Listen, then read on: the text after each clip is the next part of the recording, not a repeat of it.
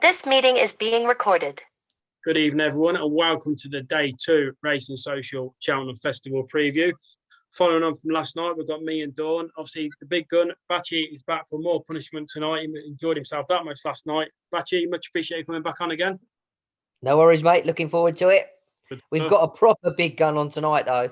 That's it, proper big gun. Niall Houlihan, grade 1 winning jockey. Niall Houlihan. Niall, thanks for coming on. Are you excited? Look forward to Cheltenham? Yeah, looking forward to it. Yeah. Don't know how many seats are left now. Was it 14 or whatever it is? But yeah, looking forward to it. Can't wait. Good stuff. Good stuff. Excited to see how you get on. So if you don't mind, I'm going to start off in the Ballymore Novices Hurdle. Matty, Ballymore, Hermes Allen got a favourite here for the British, which is quite rare when it comes to Cheltenham Festival these days. But Paul Nicholls, Hermes Allen's the favourite. The Irish are stacked in behind from Paul Nicholls' yard. Who takes your eye on this? Do you know what? Visually, if you look at Hermes Allen, he looks the real deal, looks very impressive. I would question what he's actually beaten. Mm-hmm. So, do you know what I do like? And it's probably going against the grain, is I was impressed with Gaelic Warrior in a handicap carrying 12 stone the other day, and he won by 3.5 lengths, and the second was carrying 10 stone 5. So he's giving loads of weight away. You could argue that he should have won the Fred Winter last year, just beating Bride Brazil. Yes, he jumps right, but I've got a theory. Okay. So in the handicap the other day, when he's got a pink company upside him, he stays quite straight. So as a jockey, all the other jockeys in the race will not want to get on his right hand side. So you sit, get a bit of cover, come down to 2 out, you work your way over, you're going to get the stands rail, because I don't think any idiot is going to try and go up your inside, and because they know it jumps right. So you make your way over, you make your plan over. I just give him a good chance. I think he's a nice price at 9-2. I just think has been there. He's proved himself in a big competitive field like a Fred Winter, and yeah, I like him. I like Gaelic Warrior. Yeah, and I think he's guaranteed to run in this race as well, isn't he? Which he always has. I think he is. I think that's the only one he's entered in. Yeah, I think you're right. Yeah. Anything take your eye in this, Niall? I'm going Nick Dawn's tip, and I'm going to go for Champ Kylie. Oh. I like it. Yeah. Like, I know he's beaten in the Royal Bond, he was, but being held up, it's done too much work. Typical young horse, done too much, pulled too hard, and just kind of performed below his best. But like when he made all on the front run tax and Nace, I mean, he looks like a nice type. He does for the Ballymore, like 2.5 miles around there. It's going to be capped. It'll be going a good clip, so he should settle better. And I just think, at 8-1, he's got a good chance, I think. Yeah, and I think we've touched on it all through the season, Dawn, as well. With Champ Kylie, you've mentioned the ground is going to be in his favour as well, isn't it? Completely in his favour, Joe. And like I say, I never stop about the horse. He was €5,800. He's named after the two guys, Kevin Shields and Mikey Murray's granddad. He was so loved. He grew up on the granddad's farm in Dungarvan. They always said he was cheeky, but he was never bold. He fell in his first point-to-point, and then Willie liked the look of him and bought him for the Mattisons. I think if I'm going to get my crystal ball out, he's going to be a Gold Cup horse. I say that now.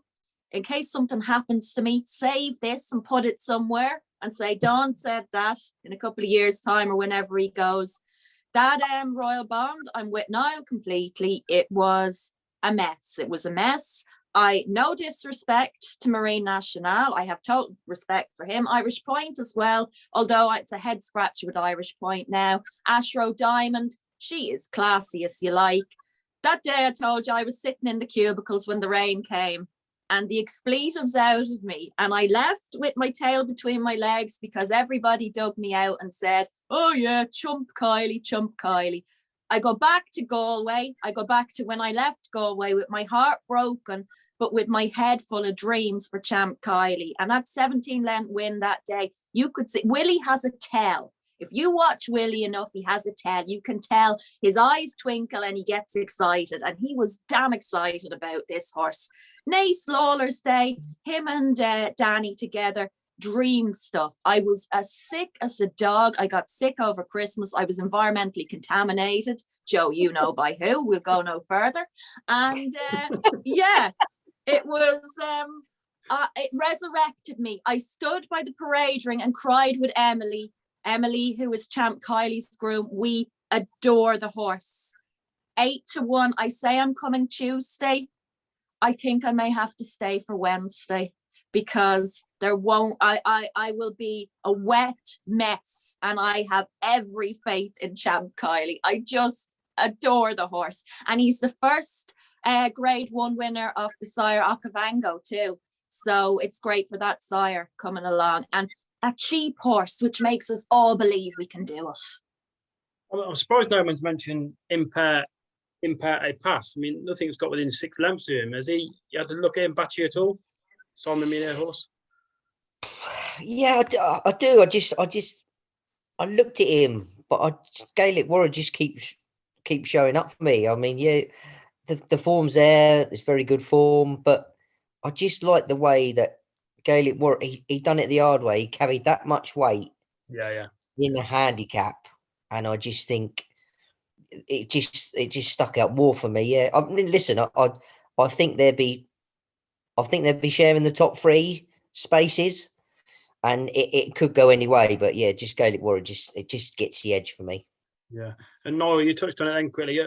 Have you heard much about the forecasted ground? Obviously, there's not much rain due. There's a bit of watering on the way, is there? No rain due at all. We're going to get a cold snap next week. And I think it'll turn out to be, it's been good grounder all winter in Cheltenham. It's always ridden quite dead-sided good. And that's what I think could be the undoing of Impair Pass and Hermes Allen. Just the fact that Hermes Allen won the Challenge on soft ground. I rode that day and it was proper soft ground it was. And Impair Pass has only ever won on soft or heavy ground.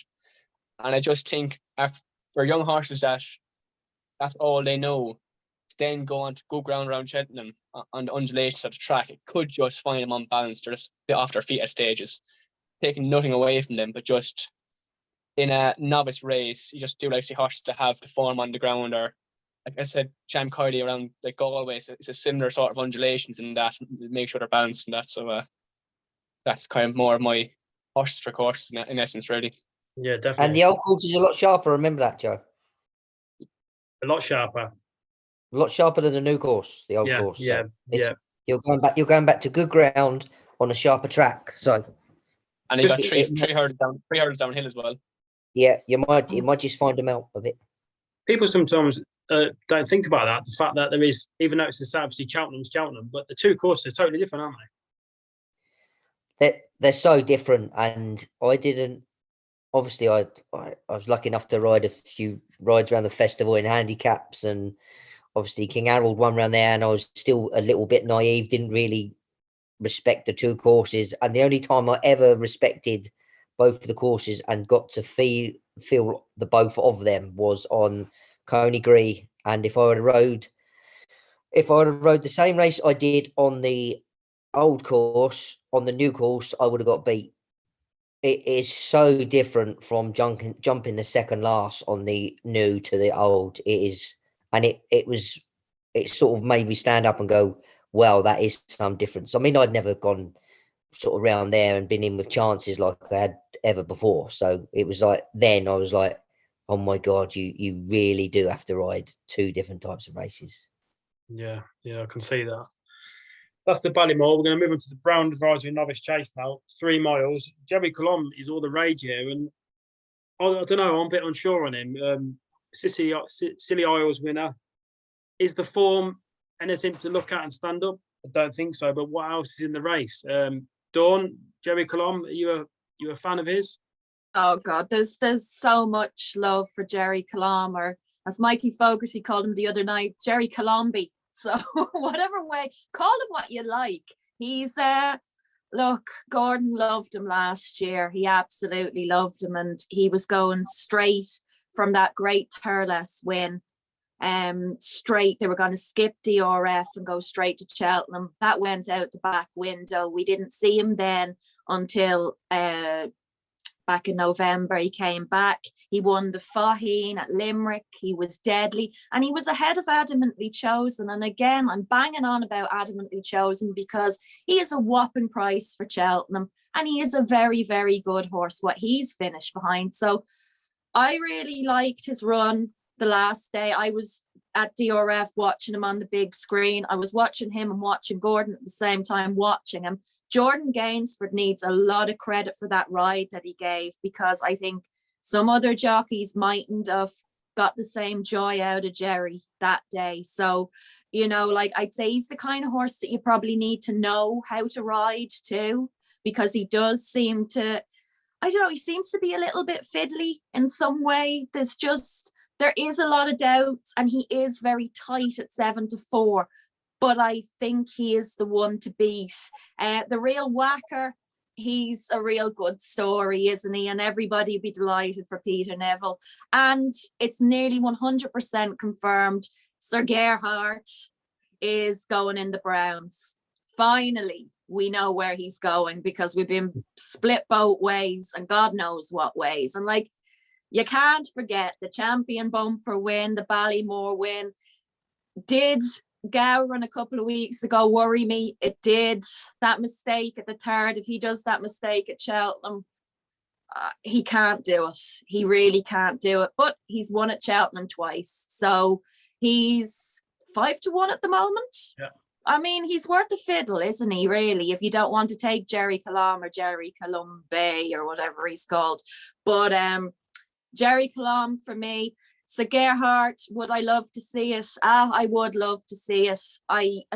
Gowran just worries me. It really does. I do think there was overreactions, but if he's good enough, he wins. If he's good enough. And again, the Real Whacker for the old heart's sake as well. But I'm gonna pick one, and I'm sticking with Jerry Colombe. You shoot me down, Niall, but 2-1, 7-4 Jerry Colombe seems a tad too short for me. And Sir Gerhard, I wouldn't back him with any more money, any confidence whatsoever. Yeah, I know what you mean with a Real Whacker. But if Real Whacker was trained by Alan King, say, just for theory's sake, like, he probably would be more respected. And Patrick Trevor can train, and the horse has won 2 around Cheltenham this year. He actually hasn't done anything wrong. It hasn't been strongest form in both races. I know he bet Montmoral, but then Montmoral was beaten 30 lengths by Jerry Colombe in the City Isles.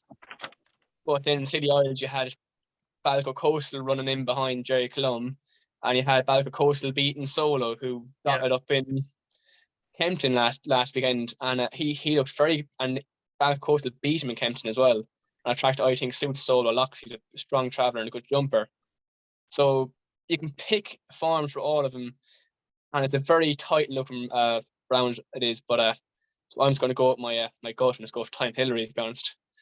Really? Okay. Because if Philip Hobbs, my brother worked there for the last 10 years, Micheál, no one's going to ride it. Tom O'Brien should have rode it, but sadly dislocated his shoulder in Ludlow last week, voting for him, really.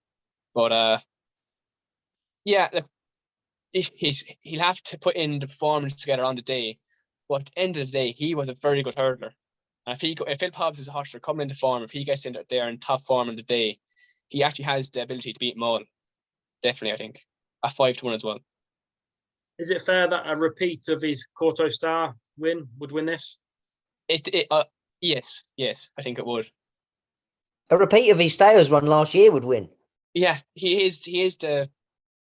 He's a younger horse, he's a classy horse, and he'd be a stronger horse. Well, he should be in his prime, hopefully. Yeah, he's the one that he is also he's a good form, but he's a horse that needs to be in top form to really show his top potential. Yeah, is he one that can throw in a stinker? Would you say, now and again?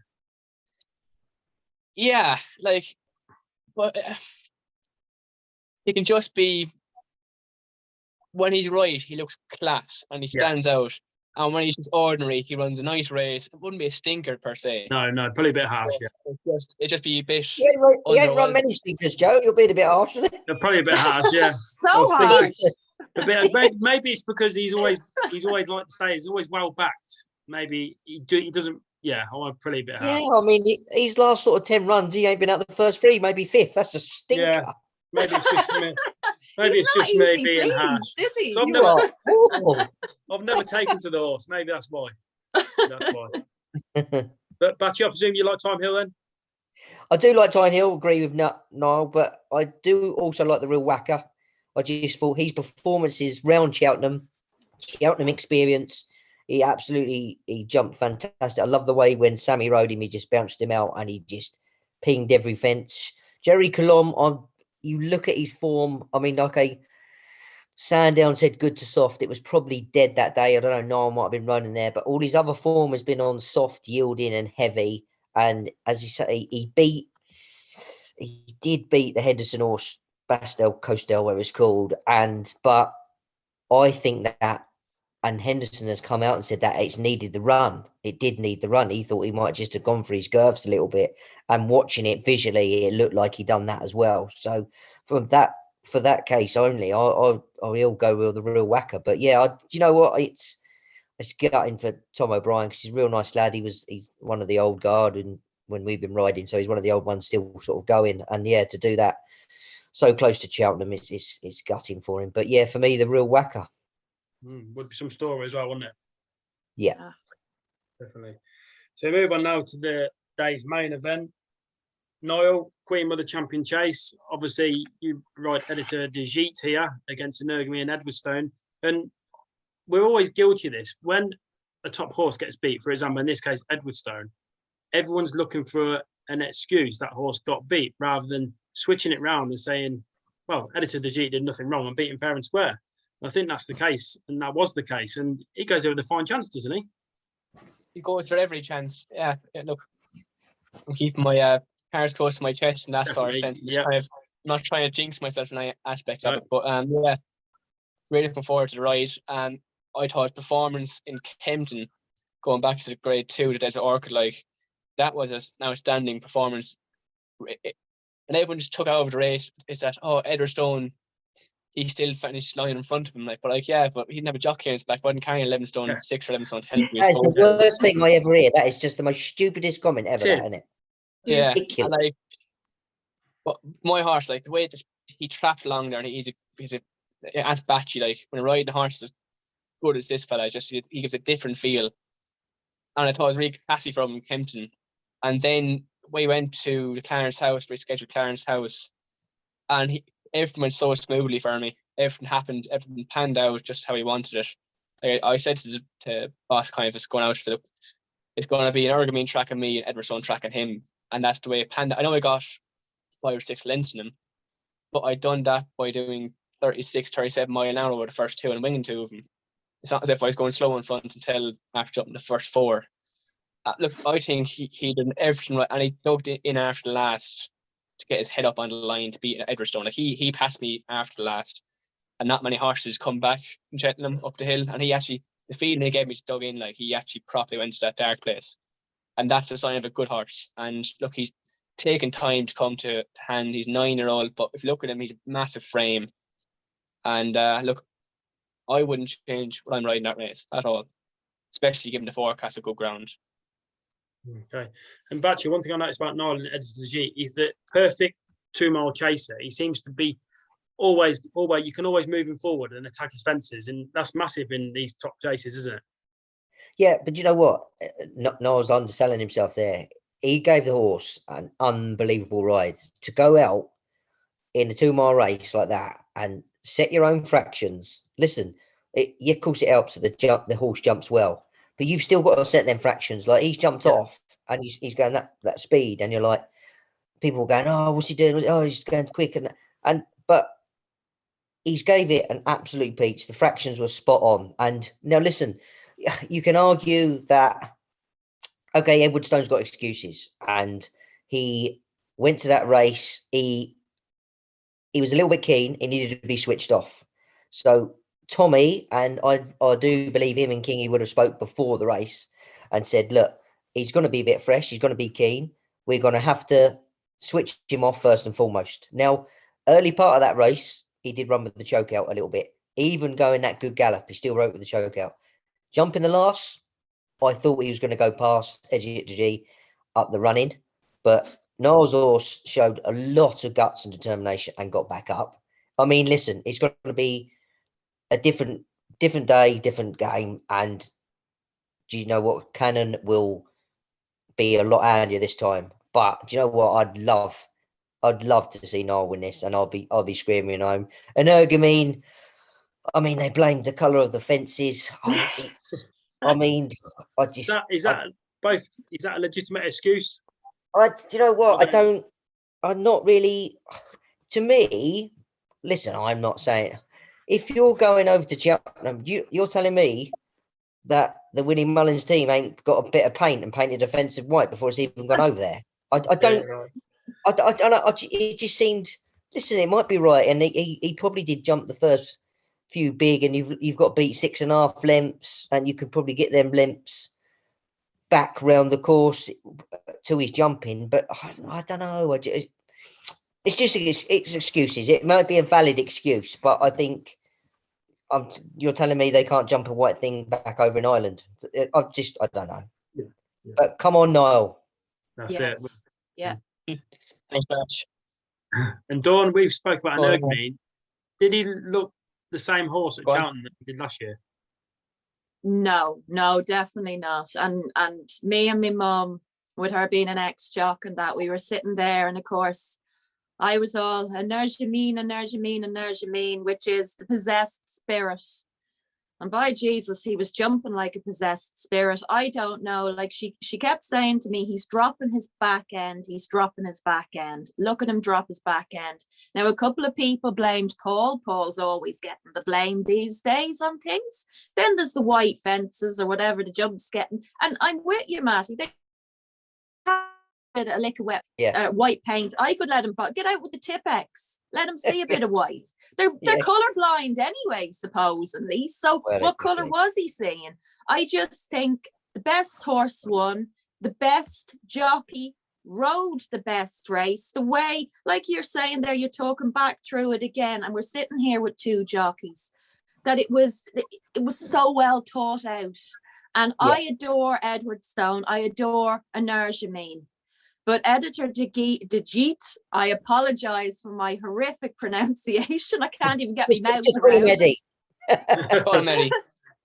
Editor, Eddie. Well, Eddie, and like, I have an obsession with Dad's Lad as well. And like, he has Dad's Lad form there as well. And I was kicking myself. The 14-1 was a steal, an absolute steal. And this 6-1 is a steal too. And I'm not just saying that because Niall's here. I think with the way the ground is coming, do you know, that way, and the way Niall rode him, we do need to not only applaud the horse, but applaud the jockey too, because it was so clever. And if the experts are right, and I don't like digging out any jockeys, they're blaming Paul for a Nerjamine. They're blaming him. And I don't particularly like, we put the second horse into our notebooks. And yes, last year I disregarded Edward Stone. I wanted Blue Lord all day long. I thought he was unbeatable. But I think I'm Team Niall in this. I really, really do. And Eddie, I really do. And I think I'm going to get the hashtag going and everything else. Not that I'm jinxing you or anything, Niall. It's the look of the Irish, honest. I don't think a Nerjamine... I honestly don't think a Nerjamine is going to win it this year. I don't. I don't know, maybe he's going to be Punchestown again. I just don't think he'll win it this year. And I'll probably be, I don't think I'll be eating my words. I don't. So I'm going with Eddie and Niall here as well at 6-1. It's a decent bet with that ground as well and the way he ran. And just for you, Joe, I see Chacun Poursois is out. He's just running for you at 40-1. No chance. He likes a bit of white as well. I think we're all behind Editor Dejit and Niall. And lads, thanks for that insight and race riding. That was a superb. Just to sit and listen to you talking about the race and tactics. That was brilliant. So we're on to the cross country. And are you a fan of the cross country, Niall? I am. Sadly, I haven't had a ride in it yet. I rode in a steeplechase in France about 3 summers ago. And it wasn't like a normal steeplechase, but we had a bank aside and then a bullfinch and 2 big massive hedges. Like, but I love watching across country, and I would love riding someday. Yeah. And Have to Batchy, see if Gary's getting for it. that's it, yeah. Are you a fan of the cross country, Batchy? Because some jockeys, it's quite split, isn't it? Yeah, I thought half of it was quite good when I went round there. Yeah. Half of it. Yeah, I thought half of it was fine. And then, he running it on King Harold.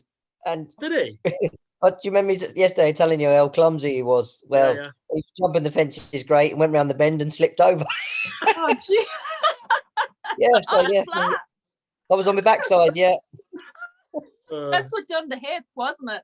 that's what done the hip. Yeah, on the left hand side again. Yeah, the hip done. Yeah, yeah. So yeah, I did enjoy it. That was the only chance I got to go around there. I think. Yeah. So, but yeah, it was. I do like it. I mean, Delta work. It's his race to lose. I mean, he came over, had a nice little run round and finished third by back on the lash. You'd give that an each way chance. I was listening to Coddy yesterday, and he said Galvin absolutely loved it round there, and he's taken to it to a duck to water. So, yeah, I think it's very hard to go away from the Irish Delta work, but I'm going to just go for a little bit of a price and Galvin, I think. But yeah, Delta work's going to take all the beating. But yeah, it's a nice spectacle. I think if you can get into the middle of the race and Yeah, that's the race it. course and have a look at it, it's some people don't like it. I've got a mate that can't stand it, and he goes to the beer tent and has a beer, can't stand it. But no, I think it's a great spectacle myself. Yeah, I enjoy it. Go middle of the course, just something different. Niall Delta work, I mean, he's got it in his favour here. It's level weights, and it plays into his hands, really, doesn't it, off level weights? He's the class act. Like, he's a grey one horse amongst not even a properly good handicap form in the rest of the night, but it's a different race. Betting wise, I wouldn't be backing the. If you want to have a fun bet and back a winner, you would back Delta Work or Galvin, personally. But if you want to have a bit of sense, I'd nearly throw in an each way bet on like Diesel Dalier or a Singing Banjo or Vital Island as some big price, because if you look for a trainer that knows how to train them horses, like Diesel Dalier is a horse actually I rode out in the same yard as him in France, a man named Cleus, and he's a proper cross country horse. You see the way he jumps to banks, he can do it slickly in that, and he has won around the course before. Bandy's horses are coming to a bit of form, and then you have like the likes of Barry John Walsh and Richard O'Keefe, that Vital Island. Like, them two are also cross country. They're experts at it there. So, and each way bet, I'd be kind of highlighting those ones. Definitely. And Dawn, that to work all the way, aren't you? Mr. Tall, Dark and Handsome. When I go and look at my own mare, I go over to him and he gives the best cuddles ever. And Darren Tracy, who looks after him, he also looks after your old mate Felix Stagey. He looks after Deeply Superficial. He deserves to be applauded in that shoot this year. He deserves it. Give the horse and give the chap who does them and whatever jockey and the trainer, give them the applause. I know we didn't want him to beat Tiger Roll. Did I have Delta last year? Of course I did. Did my heart want Delta? Yes, it did, because Delta paid for a very nice holiday for me back in 2018 when he bet Glen Lowe very nicely. And, you know, he knows Cheltenham like the back of his hoof. He's been third in a Grand National. When I went to see him in November, he was like a conker. Another one, like I was saying with Brandy Love, you can see a reflection in his coat.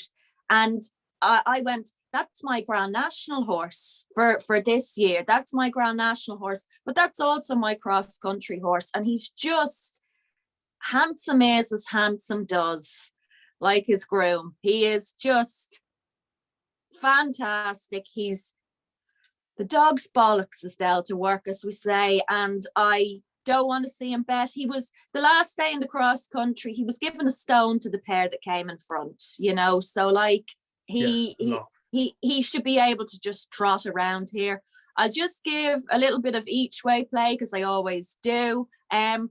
Mortal at 33-1. Now bear with me. It's been 922 days, not like Kitty's Light. But he ran a brilliant fourth behind Delta Work in January.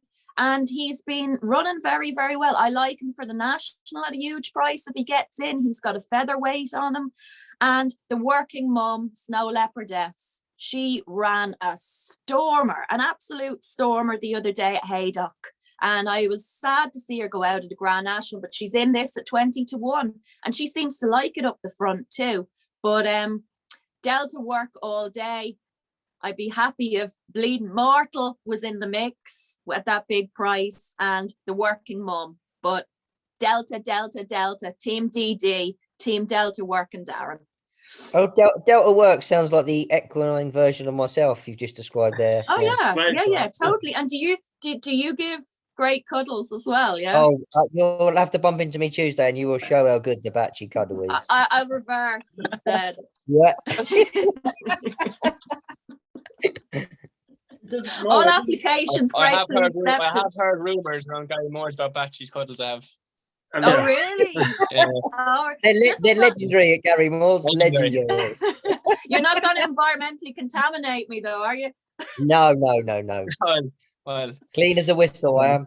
I have a clean start as well, just so we know we're clear on that. Good. Definitely past the 5-point vetting. 5-star betting for both of us. Definitely, absolutely. No, it doesn't feel like a proper cross-country race this year without Edna Bolger. He hasn't got one entered. King of the Banks he's called back in Ireland, isn't he? King of the Banks, yeah. King of the Banks got nothing in it. Just you wait for McManus's next bunch of, like I say, the horses I have running now in the top end handicaps in this year for McManus probably going to end the Bulgars next year, and they'll be flooding the cross country scene for the next 2 years. But yeah, he's a legend, and he's a man that when I grew up, like he had what the difference. Trying to name a few of them now, I can't remember half of them. But when you used to watch Cheltenham every year between the about 8 and 14. Then the Bulger was the man to be following.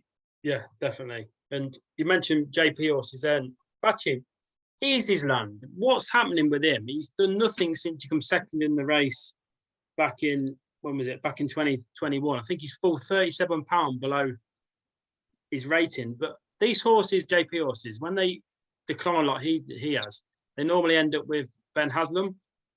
Joe seems to have kept him. Is there a reason he's kept him? I don't know. I mean, it's all about choices at the end of the day, don't they? I mean, it's sometimes they move him on, sometimes they stay about. I mean, he has declined and he's formed as sort of fallen out of the bottom of the racing post. So it is a bit of a worry, but there could be problems underneath the surface. So it wouldn't matter if you move it to Ben Haslam, Paul Daniels or Yuri Geller. I don't think they're going to fix the problem. You know, it just looks like there's an ongoing problem, and it's a shame. He's definitely not the horse he was. No, he's definitely 40-1 here. Is he one to totally rule out, or is he worth a little couple of quid each way? Listen, I don't think you could ever you'd rule out a JP horse at your peril. Yeah, and it's a silly thing to do. But on all known form, you wouldn't give him a hope in hell. But how many times over the years have you seen form like that and then come in and win races at the festival? So it's you can't ignore it. But there looks like there's better options in there, but you wouldn't rule him out at all, not at that price. Right. And staying with you, Batchy, Champion Bumper. I mean, it's not really a race I've got much interest in, just because I can't split how many Willie Mullins horses are there? 14 or something entered. Yes, but I mean, do you know what? Hand on me heart, I probably haven't seen them all win. Dawn could probably tell you more about the form than I could.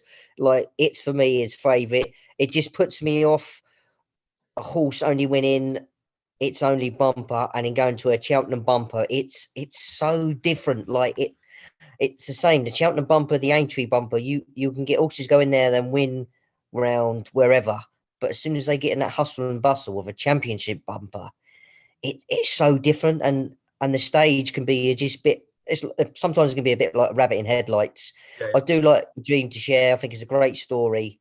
JP's bought it, and it's had 3 runs, and it's done nothing but win well. And on that basis, I like A Dream to Share. Again, fun.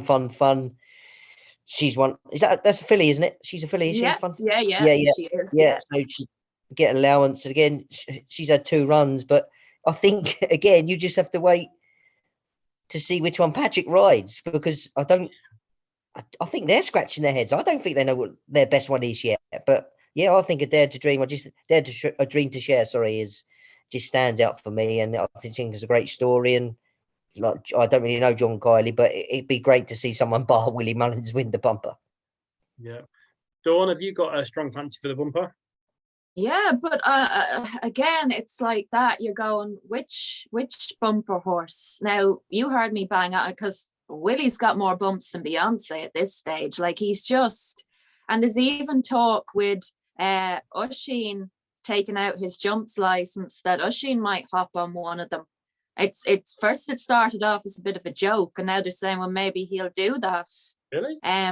Yeah. So with Willie having that many, I wouldn't be surprised. But a couple of weeks ago at Nace, remember I told you I seen Western Diego. Now, he won a brilliant point-to-point. We didn't see him for a year, and then he absolutely annihilated the field at Nace. I took him at 16s. He's into 11s now. Really liked him. Heard he had done a piece of work the week before and they couldn't pull him up. If you had to put a wall in front of him, they couldn't pull him up. So if Patrick gets on him, you're kind of going, well, but is it a don't look here instead? It's, for me, classiest you like. He bet Sutton's Hill, and Sutton's Hill was second to Western Diego, and Sutton's Hill was also third at Nace to Connor's Cross, who won at 66-1 the other day at Punchestown, who was really, really good. And big gamble. Why have we forgotten about her? I'm sorry, Queen's Gamble, 16-1. She's had 1 blot on the copybook as well, and I think she's a huge price. You know what I think about Mullenbeg? She bet her at Cheltenham. That race at Market Raising, everybody kind of lost their minds after that. All they want is, there used to be a song a while ago, all anybody wants is Willie, Jack Adamant, God rest Vitor. And I think that's what we think with the bumpers. But wouldn't it be brilliant to see Oliver go and win it with Queen's Gamble? She was pulled out at Huntington in December, so you kind of wonder what way her prep went. She'd a dirty scope. But look, her win at Cheltenham in November as well by 8 lengths in front of Fergal O'Brien's good horse. If I want value, now I have gone for value at Western Diego. I like fun, like Mattie said again, but I can't have them all. So Queen's Gamble at a huge price, Western Diego at a little bit smaller, but it's only 11-1. But I stand by what I said the day I seen him at Nace, and that was the Future Champions bumper, or the Champion Makers bumper, or something like. No, Nursery of Champions. Sorry, I can't even read my notes. Nursery of Champions. That performance that day to me said that's my champion bump horse. So I think if you forgive any horse getting beat around Market Raising, because it's a sharp old track. Yeah. Listen, I know Cheltenham, the old course is sharp, but you've got that uphill finish when, listen, she's won at Cheltenham, she's proven on the track.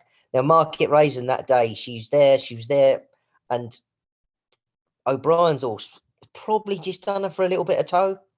yeah. Like, so, but in a Cheltenham bumper, I think, yes, you have to have that little bit of speed, but you do need that little bit of stamina as well, which she has. So you say you wouldn't rule her out, and old Oisin Murphy's going to be in for a shock riding around in the bumper.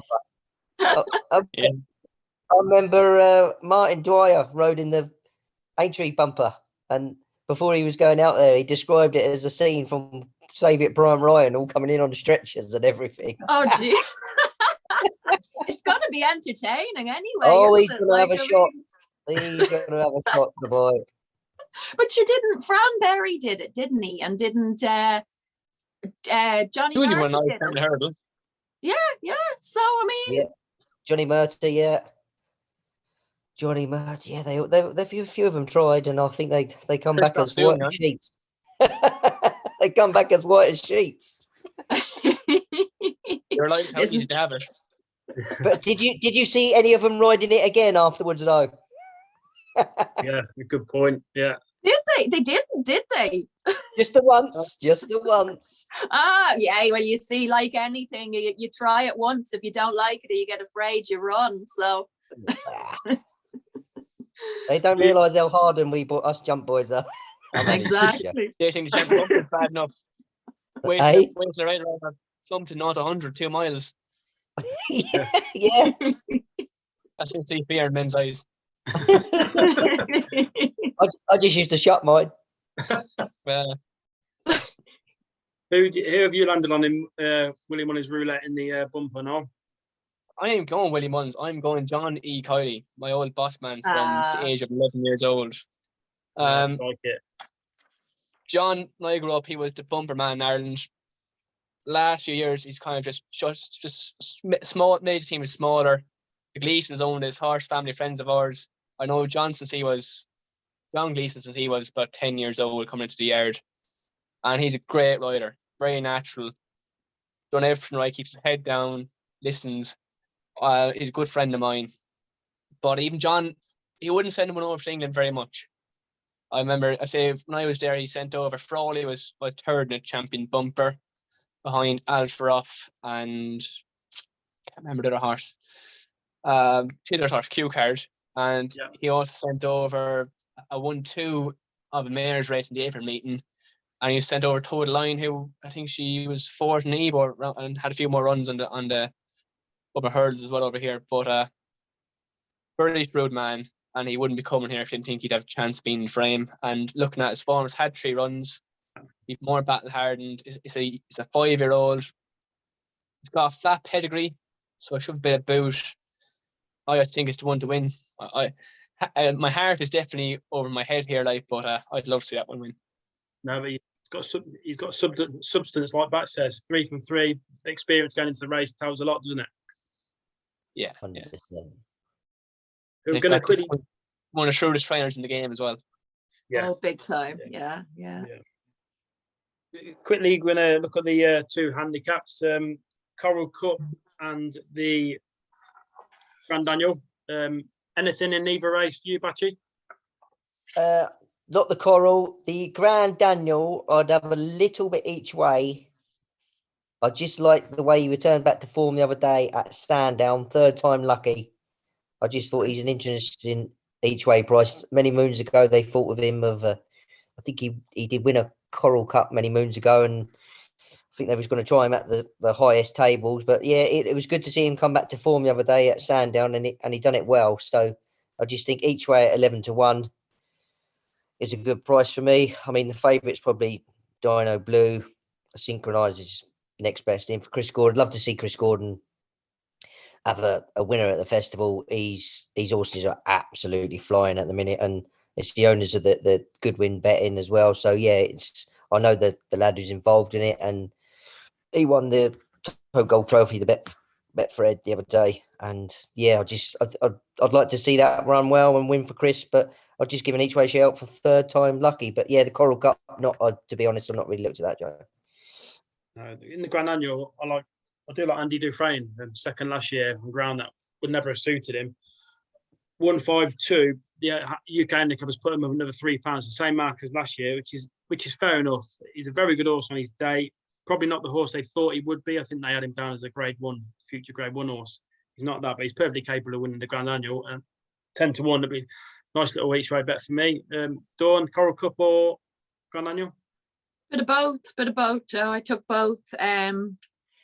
My 150-1 tip from last year, who's minus his jewellery now, HMS Seahorse. He's 8-1. Paul Nolan prepped him perfectly. He's been doing a bit of the flat scene too. He was in the Irish Cesaro Witch, a little bit unlucky in that. Tipped him up last year when Chris Hayes won on him up the Curragh. He was brilliant. Sean O'Keefe said at Navan, he just kept giving him more every time he asked. He's been treated to Phil Dorr and Vauban's backside. He was 4th in the Boodles last year. Really, really like him. And back in the day, and I'm going to throw in a bit of a flat to annoy you, he was fourth to a Guineas winner, Max Swinney of Mr. Jim Bulgers. So, you know, I have to get another Bulger in there while I'm at it. Tears Are Glory's in there at 14-1. We always mention her. She's a regular on here now. Wrexham, one of my 5 to follow. He just isn't what he was. But if I go off my champ Kylie, a spurty form, I still like him. Will I have a tickle? He's 40-1, maybe 50 cent each way. Yeah, so that's my 3 for that. And then Grand Annual, I've final orders in there. I final orders in there because I thought he was very, very good for Gavin. We can ask Gavin on when he's on about him. I thought he was great at the Dublin Racing Festival. He bet another very good horse off Mulvaney's that's by Okavango as well, because I'm keeping my champ Kylie trace going as I like. And but I really like Dad's Lad at 14-1. He's supposedly being laid out for this. I'll forget about his last run at Cheltenham. I thought it was a mess. It was dolling up and dolling down and dolling in and dolling out. And I think that kind of messed up. There was a false start as well, and he jumped the first. So I think that kind of messed up his chances. He was a brilliant winner before that. He bet Effenock Fizz, who's gone on and won last week or the week before. Impressive winner at Killarney, and was very, very good at Galway. So I really like him at a big price for the Grand Annual. I think he's a really good horse, really, really good horse. So him are final orders. I leave Dino Blue to you. Yeah, and I don't think Dino Blue's out in the run. I don't know. I just get a feeling she might end up in the mare's chase still, but we'll see. Niall, anything in either handicap? Haven't looked into him too much, but I think Run for Oscar in the Coral Cup, just purely on the form of that, it's Charles Burns horse, handicap legend, knows how to lay up for a race, run a very good race in Haydock last time I saw it against one of Gary's Botox Has, who on his day, and that day was a very good horse off a nice mark, bumped into when I thought Run for Oscar. So yeah, he's off 1-4-2, might just be a bit high, but I don't think they send him over there just to fill the horse box. And then also even though I know he won over Hurd last time up, and if he's going for it, but is Oaken risky going for the Grand Annual? I think he is. I've seen him in the entries, yeah. They did say he did have he had a few days off after, I think a few of Chris's got a bit of colic he did, or something after it, but I was in the Betfair hurdle behind him, and he can shuffle, and he's got gears, and the ground's got to come up good, which we know. And I just think if he can put up similar performance as what he did in the Betfair, look, it's going to be tough, but he definitely had chances. Definitely. Even though he won the Betfair, I was surprised he ran in the Betfair back of the hurdles, because his chasing wasn't going too bad. He's perfectly fine over fence, isn't he? Perfectly fine over fence, I believe, and he's definitely slick over hurdle. He was jumped. He literally lined up one outside me in the Betfair, and in the blink of an eye, he was 5 minutes ahead of me, and he was just gone, and we never saw him again. He just absolutely stole the race, and he didn't stick. It was a record-breaking time. It was obviously it was good to firm ground nearly, but nearly firm ground. But yeah, it was he's a quick horse. He is. That's interesting to know.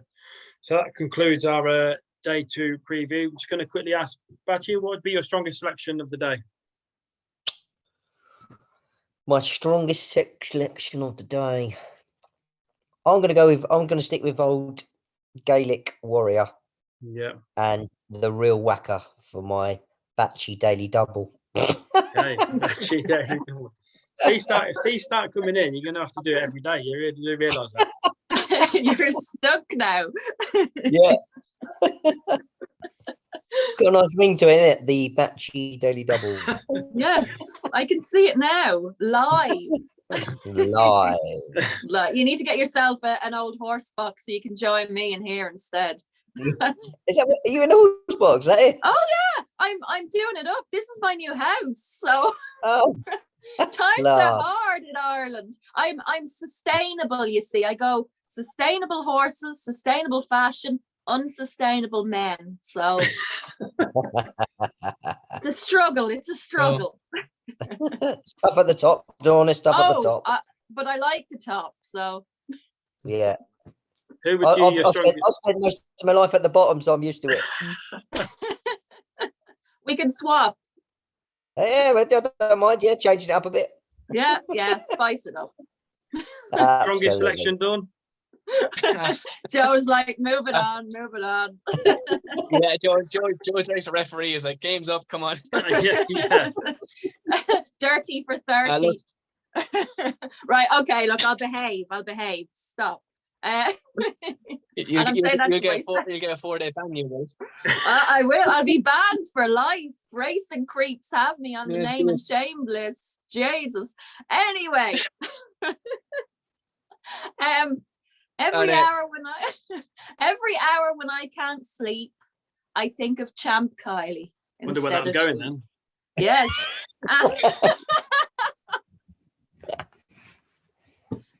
Over 18s, we can do. Yeah. Okay, so Champ Kylie, but Dawn Dirty Double with Delta work. All day, all the way. Okay.